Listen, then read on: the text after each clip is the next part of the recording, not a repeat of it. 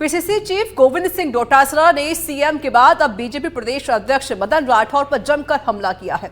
उन्होंने कहा कि राठौर केवल मोदी की तस्वीर के सहारे और शॉल ओढ़कर अपना समय बिता रहे हैं। उन्होंने यहां तक कह दिया कि प्रदेश अध्यक्ष नए नवेले हैं, उनके पास कोई काम नहीं है और बीजेपी पार्टी में मदन राठौर की नहीं चल रही है, इसलिए उनके पास अनर्गल बयानबाजी के अलावा कोई और विकल्प नहीं बचा है। अब इधर डोटासरा के बयान ने एक बार फिर से सियासत गरमा दी है। वहीं बीजेपी नेता और पूर्व केंद्रीय मंत्री सुभाष महरिया ने बीजेपी नेताओं को लेकर दिए बयानों पर पलटवार करते हुए कहा कि कांग्रेस विधानसभा उपचुनाव में भाजपा की जीत के सदमे से उभर नहीं पाई है, इसलिए उनके नेता अनर्गल बयानबाजी कर रहे हैं। आज चर्चा इसी पर, अध्यक्ष की स्थिति पर सवाल, कांग्रेस बीजेपी में बवाल। पता नहीं है किस प्रकार से महात्मा गांधी जी ने देश की आज़ादी के लिए संघर्ष किया। पंडित जवाहरलाल नेहरू जी जेल में गए और मुखबिरी का काम करते थे, ये इतिहास के पन्नों में दर्ज है। गोविंद सिंह डोटासरा ने भारतीय जनता पार्टी के नेताओं पर अमर्यादित भाषा का इस्तेमाल करके सारी हदें पार कर दी। परिवारवाद की राजनीति कांग्रेस ने की या किसी और ने की, ये सब बातें पूरा देश अच्छे से जानता है। और मदन राठौड़ जी के पास तो कोई काम भी नहीं है। एक सामान्य कार्यकर्ता ये कह रहा है कि मदन राठौड़ की नहीं चल रही, मदन राठौड़ की नहीं अच्छी आती है, उतना ही काम करते हैं। और उपचुनाव में भारी भरकम जो जीत हमारी हुई, उससे अभी तक वो उभरे नहीं है, इसीलिए हल्की मानसिकता का परिचय दे रहे हैं। जी हां, सियासी वार कांग्रेस बीजेपी में तकरार ये बढ़ती जा रही है। आज चर्चा होगी इसी पर। मेरे साथ मेहमान जुड़ चुके हैं, सीधा उनका ही रुख करते हैं। प्रवक्ता हैं कांग्रेस पार्टी से प्रियदर्शी भटनागर, प्रवक्ता हैं बीजेपी से महिपाल महला, साथ ही पॉलिटिकल एक्सपर्ट मेरे साथ जुड़ चुके हैं जीएल वर्मा। आप सभी का बहुत स्वागत है सच पे धड़क में। महिपाल जी, पहले आपका रुख करते हुए, कांग्रेस के तरफ से जो बयानबाजी की जा रही है और यहां तक कि डोटासरा साहब ये भी कह रहे हैं कि सामान्य कार्यकर्ता राठौड़ साहब के लिए कह देता है कि भाई उनकी नहीं चल रही है, क्या वाकई ये इस बात में कोई सच्चाई है कि मदन राठौड़ की उनकी पार्टी में नहीं चल रही है? ऋचा जी, गोविंद सिंह डोटासरा जी का ये बयान सियासी बयान हो सकता है कि अपनी वो राजनीतिक साख बचाने के लिए भारतीय जनता पार्टी के अध्यक्ष पे कोई टीका टिप्पणी करें, पर सज्जन पुरुष मदन जी राठौड़ जी पे जो बयान गोविंद सिंह डोटासरा जी ने दिया है, वो गणतंत्र दिवस के पवित्र मौके पे उन्होंने ये बयान दिया है। और उनका ये कहना कि गांधी परिवार, गांधी जी ने आजादी दिलाई, नेहरू जी जेल गए, ये उन लाखों करोड़ों स्वतंत्रता सेनानियों का अपमान था जिन्होंने आजादी के आंदोलन में अपना योगदान दिया। और पूरा देश गणतंत्र दिवस मना रहा था और गोविंद डोटासरा जी इस तरह के हल्के बयान देके अपने आप को गांधी परिवार के सामने अपना कार्यकाल बढ़ाने के कुत्सित प्रयास के अलावा कुछ नहीं कर पा रहे। रही बात मदन राठौर जी के बारे में जो उन्होंने व्यक्तिगत बयान दिया है, अरे नरेंद्र मोदी जी इस देश के प्रधानमंत्री हैं, भारतीय जनता पार्टी के नेता हैं, हमारे भारतीय जनता पार्टी के प्रदेश के अध्यक्ष उनका दुपट्टा ओढ़ेंगे तो गोविंद सिंह डोटासरा जी को कहां आपत्ति है? क्या राहुल गांधी जी का दुपट्टा उड़ना चाहिए क्या मदन राठौर जी को? जनता के सामने गोविंद डोटासरा जी का अभी हाल ही में हुए बाई इलेक्शन में आप ये कहते, गोविंद सिंह डोटासरा जी ये कह रहे थे कि कार्यकर्ता नहीं सुन रहे। अरे हर कार्यकर्ता से लेकर नेता अनुशासित रूप से भारतीय जनता पार्टी का प्रत्येक बूथ लेवल तक का कार्यकर्ता मदन राठौर जी के आदेश को सर्वोपरि मानता और मान के अनुशासनात्मक रूप से काम कर रहा है। 7 विधानसभाओं के बाई इलेक्शन में 3 विधानसभाओं में गोविंद सिंह डोटासरा जी को प्रचार तक के लिए नहीं बुलाया। राजस्थान में जिन जगह बाई इलेक्शन हुए 7 में से 5 जगह भारतीय जनता पार्टी ने जीत का परचम लहराया। यह मदन राठौर जी की जनता में एक इमेज को दर्शाता है। गोविंद सिंह डोटासरा जी के अध्यक्ष बनने के बाद 3 चुनाव हुए। मुख्य चुनाव 2023 विधानसभा आप हारे, लोकसभा 2024 आप हारे, बाई इलेक्शन आप दम भरते थे आप हारे।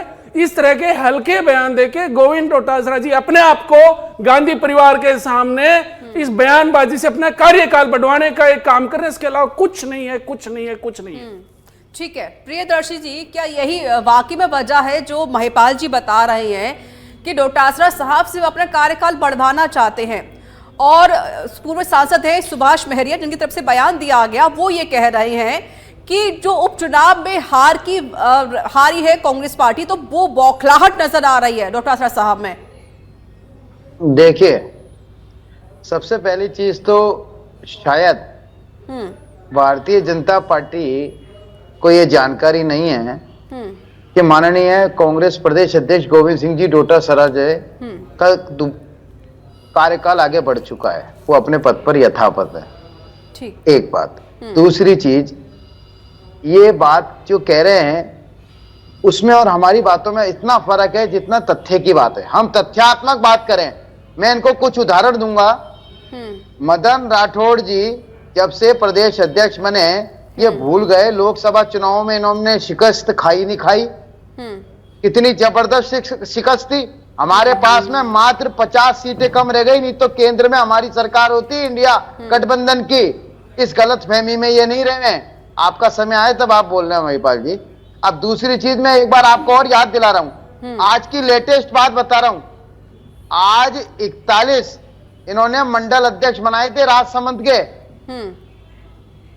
अध्यक्ष जी ने उनको 4 घंटे में निरस्त करना पड़ा। उसके अलावा और उदाहरण बताता हूं, भारतीय युवा मोर्चा की प्रदेश कार्यकारी समिति खुद इन्होंने अपनी नियुक्ति के बाद में घोषित करी थी, उनको 4 घंटे में निरस्त करना पड़ा। संगठन और सरकार में फुटबॉल चल रही है बीजेपी के अंदर, इन्होंने गुटबाजी है और इनको ये पर्ची पे आए हुए दोनों नेता हैं। मुख्यमंत्री भी पर्ची पे आया हुआ है और ये मदन राठौड़ जी भी पर्ची पे आए हुए हैं। आपस में पर्ची की लड़ाई चल रही है कि किसके नाम पे पर्ची आती है वो उतना ही काम करता है। आज एक बात बताइए, कौन सी राजनीतिक नियुक्तियां कर ली इन्होंने? एक भी राजनीतिक नियुक्ति कर ली क्या? आज भी कोर्टों के अंदर सरकारी वकील उधर आरोप लगाते हैं कि अभी तो कांग्रेस के ना अधिवक्ता कोर्टों में काम कर रहे हैं। आपको किसने रोका है? क्योंकि ये अक्रमणीय सरकार है, इनके पास में विजन नहीं है, इनके पास में। जी मुझे ये बताइए सर, सरकार क्या काम कर रही है जनता बखूबी जानती है और बाकी लोग भी अच्छे से जानते हैं। सर मुझे ये बताइए कि डोटासरा साहब ने जो बयान दिया कि मोदी का दुपट्टा ओढ़ के या पार्टी का दुपट्टा ओढ़ के जाते हैं, तो सर किसका दुपट्टा ओढ़े हैं? कांग्रेस पार्टी का ओढ़े या किसी और अदर पार्टी का ओढ़े दुपट्टा? अगर वो बीजेपी पार्टी से है तो सारे बीजेपी पार्टी का दुपट्टा ओढ़ेंगे। मैं इसका उदाहरण देता हूं, मैं इसका उदाहरण देता हूं। और क्यों नहीं चल रही है मदन राठौड़ की आप जो कह रहे हैं? क्योंकि महिपाल जी कह रहे हैं कि भाई हम सारी बातें उनकी मानते हैं और पूरी जो पार्टी है तरीके से बात करती है, सुझाव लिए जाते हैं। जवाब दे दूं ना? हाँ दीजिए, एग्जाम्पल दीजिए। देखिए, भारतीय जनता पार्टी में और कांग्रेस में फर्क इसका है, ये व्यक्तिवादी पार्टी है। इसमें गारंटी की गारंटी मोदी है, बीजेपी कुछ भी नहीं है। ये चुनाव में खुद ही वोट मोदी जी के नाम पे मांगते हैं। प्रधानमंत्री मोदी भी तो सर बीजेपी पार्टी से है ना सर, भले वो देश के प्रधानमंत्री है लेकिन है तो सर बीजेपी से ही। नहीं, उनकी पर्ची पे ही अध्यक्ष बनते हैं तो उनकी फोटो लगा के बैठते हैं क्या? चलिए जवाब ले लेती हूँ मैं। नफरत है? ठीक है, जवाब ले लूं, फिर मैं जीएल वर्मा जी का रुख करूंगी। ठीक है सर, महिपाल जी जवाब दीजिए। जी आपके माध्यम से सम्माननीय भटनागर साहब को मैं अवगत करवाना चाहता हूं कि आप बार बार पर्ची सरकार का नाम लेने वाले महोदय, बिल्कुल पहले सांगानेर की जनता ने वोट की पर्ची का ठप्पा भजनलाल जी पे जीत का लगाया। उसके बाद विधायक दल का नेता हमारे दिल्ली से आए हुए पर्यवेक्षकों ने पर्ची के माध्यम से भजनलाल जी को चुना, क्योंकि हम अनुशासित पार्टी के लोग हैं। आप की तरह बगावत करके मानेसर के होटलों में कैद रहने वालों में से नहीं है। और जितना ज्ञान आप भारतीय जनता पार्टी के संगठन को चलाने के लिए दे रहे हैं, काश उतना ज्ञान कांग्रेस पार्टी अपने कार्यकर्ताओं को और नेताओं को एकजुट करने में लगाती तो आपके पायलट खेमा, गहलोत खेमा, टीकाराम खेमा, इस तरह के खेमे तैयार नहीं होते। बाई इलेक्शन में आपकी इतनी दुर्गति नहीं होती। और आप कहते हो कि लोकसभा में आपकी 50 सीटें कम पड़ गई।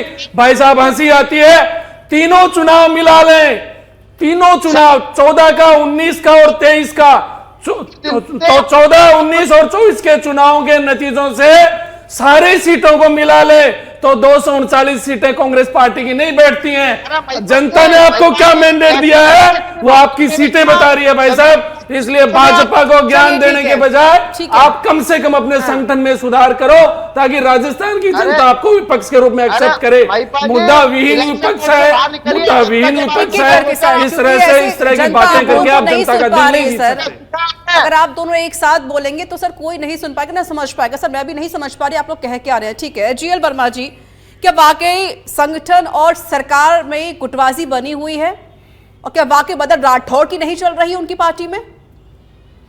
देखिए, इन्होंने जो कांग्रेस प्रवक्ता ने जो उदाहरण दिए हैं कि जो है निरस्त करने पड़े हैं, उसके बारे में तो अब मैं क्या कहूँ, वो जो है सामने है जी। मैं दो चीज़ कहूँगा इसमें कि इस बार क्या है कि विपक्ष मजबूत है, उनके पास सीटें भी अच्छी हैं और सीनियर लीडर्स भी हैं, और भारतीय जनता पार्टी ने प्रयोग के तौर पर नए पहली बार जो एमएलए बने थे और पहली बार ही उनको मुख्यमंत्री बनाया है, तो प्रशासन पे और इनमें पकड़ में थोड़ा समय लगता है। और मदन राठौड़ जी का भी वो कद नहीं है, क्योंकि बीजेपी में बहुत बड़े बड़े लोग हैं राजस्थान में, तो ये थोड़ी बहुत समस्याएं तो आती हैं। अपन जानते हैं कि जो है किरोड़ीमल जी भी जो है बीच बीच में जो है ना कभी मंत्री पद छोड़ के चले जाते हैं, छुट्टी लेके कभी आ जाते हैं। अगर सशक्त कोई यहाँ पे हो तो किसी मंत्री को ऐसा करने की जरूरत है नहीं, अच्छा सिग्नल जाना चाहिए कि भाई आप मंत्री का काम करिए। वो कहते हैं मैंने इस्तीफा दे दिया है। इन्हीं बातों का फायदा कांग्रेस उठाती है, और कांग्रेस और बीजेपी में जो विधानसभा और लोकसभा के चुनाव हुए थे, राजस्थान को में कम से कम ज़्यादा फर्क नहीं है, 1-2% के वोटों का ही फर्क है। इसलिए बहुत अच्छा मजबूत विपक्ष है, इस कारण जो हावी हो रहा है विपक्ष।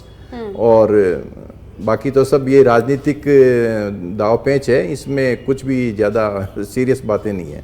ठीक है महिपाल जी, क्योंकि कांग्रेस पार्टी की तरफ से कई आरोप लगाए जा रहे हैं, और जिस तरीके से जेएल वर्मा जी ने भी जिक्र किया किरोड़ीलाल मीणा का कि वो कहते हैं मैंने इस्तीफा दे दिया, इस्तीफा हालांकि उनका एक्सेप्ट नहीं किया गया, फिर वो कहते हैं कि मैं मंत्री वही फिलहाल नहीं हूँ, या मैं मंत्री हूँ तो मैं काम कर रहा हूँ, कार्यकर्ता के तौर पर जनता के बीच पहुँच रहा हूँ। सर ये चीज़ दर्शाती है थोड़ा सा वाकई कुछ तो अनबन बनी हुई है पार्टी में। बिल्कुल ऋचा जी, और इसका फायदा कांग्रेस पार्टी भी उठाएगी, क्योंकि विपक्ष इस बार मजबूत है, आपके सामने खड़ा हुआ है।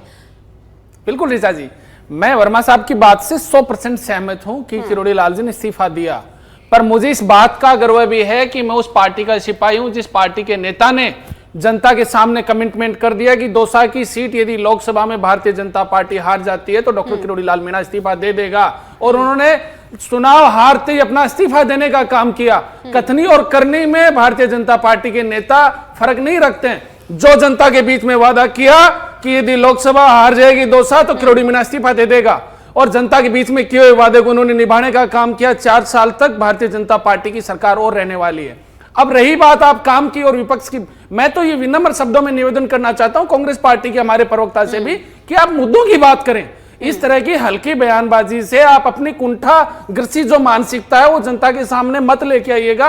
विधानसभा का सत्र चलने वाला है, आप मुद्दों की बात करें और अच्छे विपक्ष की भूमिका राजस्थान में अदा करें, ताकि पक्ष लोग भी आपकी बात सुनते हो उसमें कुछ सुधार करे। पर मुद्दों की बात से दूर दूर तक आपका कहीं कोई संबंध नहीं है। आप कह रहे हैं कि 12 महीने हो गए राजनीतिक नियुक्तियां नहीं हो पाई। अरे भाई साहब, आपका हो सकता है कि सामान्य ज्ञान थोड़ा सा कमजोर, मैं आपको अपडेट कर देता हूं। अशोक गहलोत जी के पूरे कार्यकाल में 5 साल के कार्यकाल में एक भी यूआईटी चेयरमैन की नियुक्ति नहीं हुई।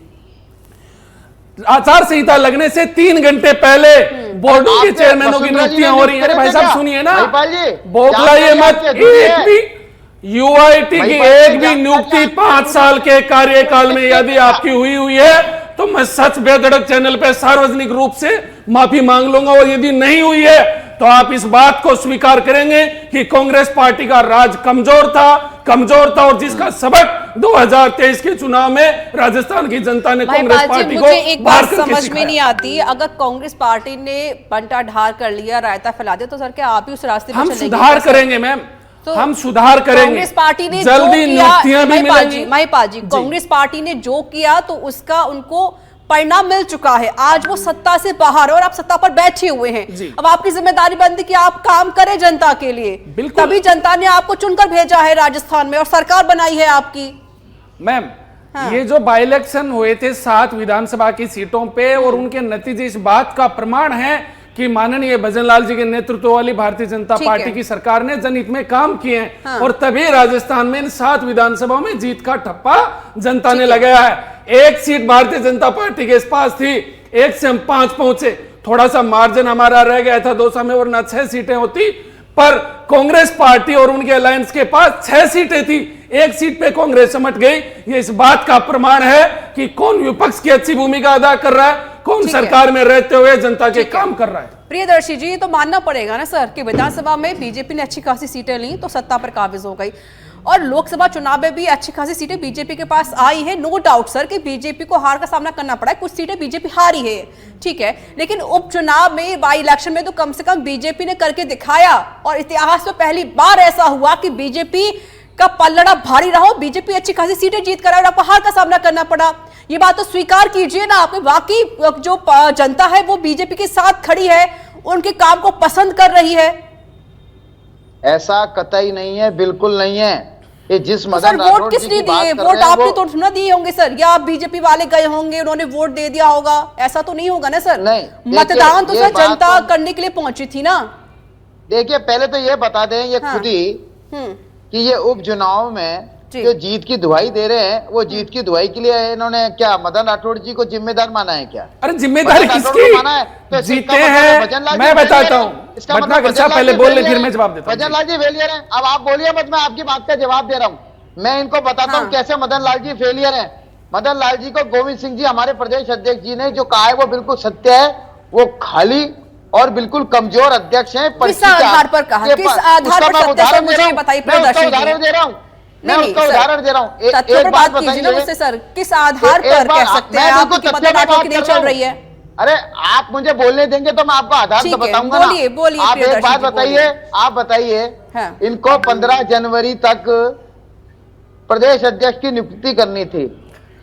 संगठन इनके आज तक मंडल अध्यक्ष नहीं बने, इनके संगठन तक का आज तक गठन नहीं हो पाया है, आपसी फूट इनकी अक्रमण्यता के कारण। उसके अलावा आप एक तरफ इन्होंने क्या रखा था, सदस्यता अभियान में 1 लाख का लक्ष्य, 1 करोड़ का लक्ष्य रखा था। क्या इन्होंने इनके नेतृत्व में इसको पूरा किया? इन्होंने जनता के कौन से काम कर लिए? सिर्फ जब से ये सरकार आई है, संगठन और सरकार में तालमेल नहीं। अभी ये बोल रहे थे कि हमारी कथनी करनी में भिन्नता नहीं है। किरोड़ी लाल मीणा जी ने कहते इस्तीफा दे दिया, तो इनको एक बात पूछिए, क्या किरोड़ी लाल मीणा जी ये कौन सा धर्म कहता है आप इस्तीफा दे दो? इस्तीफा देने के बाद पे भी उस पद का उपयोग करो। आज तक किसी को क्लियर नहीं है कि वो पद पर है या नहीं है। आप उनको स्वीकार क्यों नहीं करते हैं जब उन्होंने इस्तीफा दे दिया? और या इस्तीफा नहीं दिया है तो आप उनसे पूछिए, वो क्यों नहीं कहते कि मैं वापस से पद पर हूं? ये झूठ बोलने में और भ्रम फैलाने में भारतीय जनता पार्टी का कोई सानी नहीं है, इनका कोई मुकाबला नहीं है। ये पूरे के पूरे 5 साल तक आपस में लड़ने में और लोगों को लड़ाने में सरकार के 1 साल की कार्यकाल से खुश है क्या कांग्रेस पार्टी? प्रियदर्शी जी मुझे बताइए, सरकार ने 1 साल में जो काम किए हैं उससे क्या कांग्रेस पार्टी थोड़ी बहुत खुश है क्या? या कोई काम किया ही नहीं है सरकार ने अभी तक?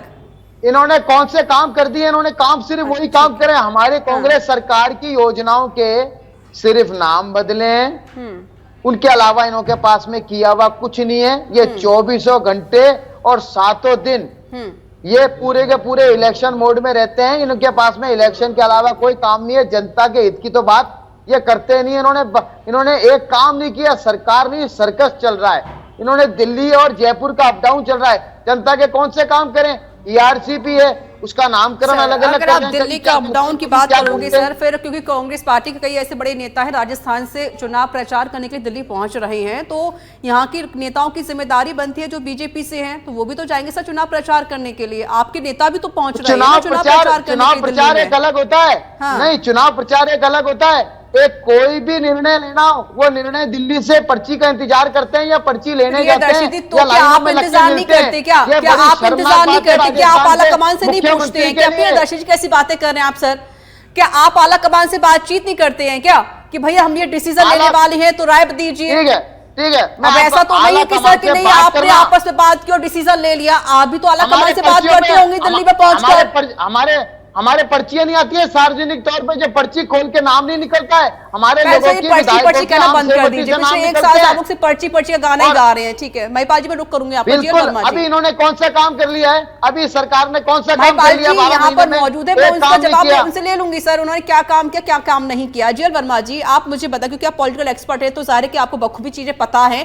क्या वाकई बीजेपी ने 1 साल में कोई काम नहीं किया है जिस तरीके से प्रियदर्शी जी कह रहे हैं कि कोई काम नहीं किया, सिर्फ चुनावी मूड में रहती है हमेशा बीजेपी? देखिए, 1 साल का जो कार्यकाल था उसके बाद में उपचुनाव हो गए। हालांकि जो पहला विधानसभा उपचुनाव हुआ था वो बीजेपी हारी थी, क्योंकि उन्होंने बिना MLA बने ही मंत्री बना दिया था। और अब जो 1 साल के बाद में उपचुनाव हुए तो उपचुनाव में जो सफलता मिली है बीजेपी को, इसलिए वो एक ठप्पा लग गया है कि काम जो है आप और हम कहने वाले कौन होते हैं। जनता ने जब 6 सीटें दे दी है उनको, तो सभी को स्वीकार कर लेना चाहिए कि 1 साल का काम उनका ठीक रहा है। ठीक है, महिपाल जी दीजिए जवाब प्रियदर्शी जी के सवाल का। ऋचा जी, प्रियदर्शी जी पता नहीं कौन सी मानसिकता से ग्रसित है। भाई साहब, मेरा इतना सा निवेदन है कि भारतीय जनता पार्टी का संगठन कैसे चल रहा है उस पर आप मत जाइए। कांग्रेस का संगठन बेहतर आप करें। हमने जो बाई इलेक्शन जीते, मदन राठौर जी की चली कि नहीं चली, पर ये भारतीय जनता पार्टी के प्रदेश नेतृत्व के अनुशासन का ही परिणाम था। कार्यकर्ताओं की मेहनत थी। भजन लाल जी का 12 महीने का कार्यकाल। अरे भाई साहब सुनिए ना, सुनने की क्षमता है कि नहीं आप में? क्या बात कर रहे हैं आप? सुनिए ना, जब आप बोल रहे थे मैं सुन रहा था ना सर, एक-एक करके बड़ी विनम्रता से मैं सुन रहा था। आप लोग क्या बातें मानता हूँ आप तेज चर्रार प्रवक्ता है, पर सुनने की क्षमता रखिए आप।